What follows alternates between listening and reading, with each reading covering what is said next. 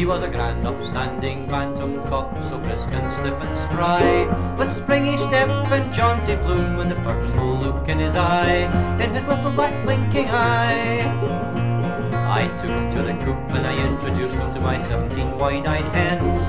He tucked and he tucked as a hero should, and he bowed from the waist to them all, and he upped and tucked them all again.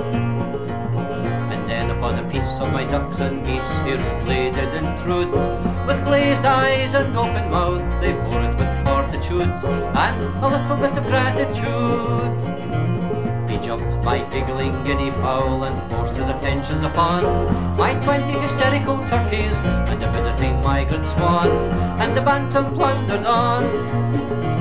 He ravished my fan-tailed pigeons and my lily-white columbines, and when I was locking up a budgerigar he jumped my parrot from behind, and she was sitting on my shoulder at the time.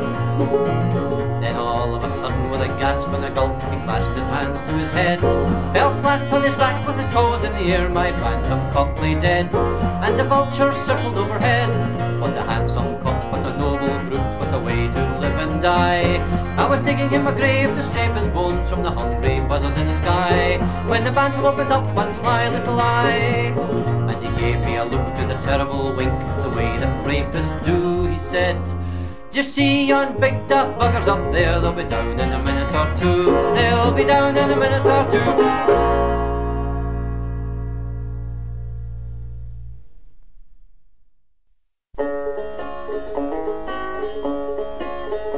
No dogs, no cats, and wipe your feet on the mat. No blacks, no blues, the rent is due 3 weeks in advance.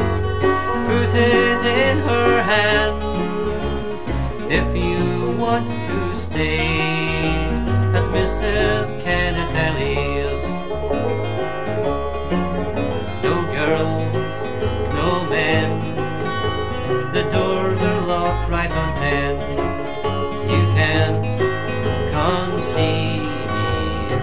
She believes holy water feeds all your naughty needs, giving liberty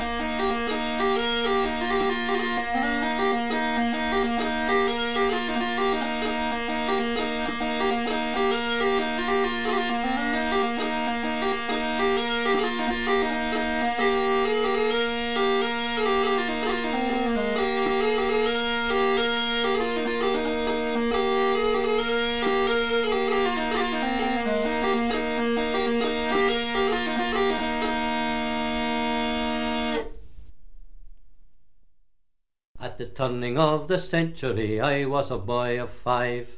My father went to fight the Boers and never came back alive. My mother left to bring us up, no charity would seek, so she washed and scrubbed and brought us up on 7 and 6 a week. When I was 12 I left the school and went to find a job. With growing kids, Mama was glad of the extra couple of bob. I know that better schooling would have stood me in good stead, but you can't afford refinements when you're struggling for your bread. And when the Great War came along, I didn't hesitate. I took the Royal Shilling and went off to do my bit. I fought in mud and tears and blood 3 years or thereabout. Then I copped some gas in Flanders and was invalided out. And when the war was over and we'd finished with the guns, I got back into civvies and I thought the fighting done. I'd won the right to live in peace, but I didn't have no luck, for soon I found I had to fight for the right to go to work. In 26 the general strike found me out on the street, for I'd a wife and kids by then and their needs I couldn't meet. But a brave new world was coming and the brotherhood of man. But when the strike was over we were back where we began. Well, I struggled through the 30s out of work now and again. I saw the black shirts marching and the things they did in Spain, but I raised my children decent and I taught them wrong from right. Then Hitler was the lad that came and showed them how to fight. My daughter was a land girl, she got married to a Yank. They gave my son a gong for stopping one of Rommel's tanks. He was wounded just before the end and convalesced in Rome. Married an eye-tie nurse and never bothered to come home. Well, my daughter writes me once a month a cheerful little note about their colour telly and the other things they've got. She has a son, a likely lad, he's nearly 21. Now she says they've called him up to fight in Vietnam. We're living on the pension now and it doesn't go too far. Not much to show for a life that seems like one long bloody war. When you think of all the wasted lives it makes you want to cry. Well, I don't know how to change things, but by Christ we'll have to try.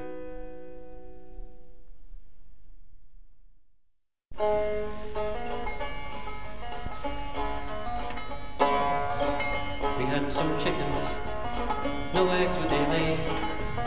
Had some chickens, no eggs would they lay. My wife said, honey, this sure ain't funny. We're losing money, no eggs will they lay. Then rooster came into our yard, got them chickens off their guard. They're laying eggs now like they never used to, since the rooster came into our yard. And some milk cows, no milk would they give. We had milk cows, no milk would they give. My wife said, honey, this sure ain't funny. We're losing money, no milk will they give. Then the rooster came into our yard, got the milk cows off their guard.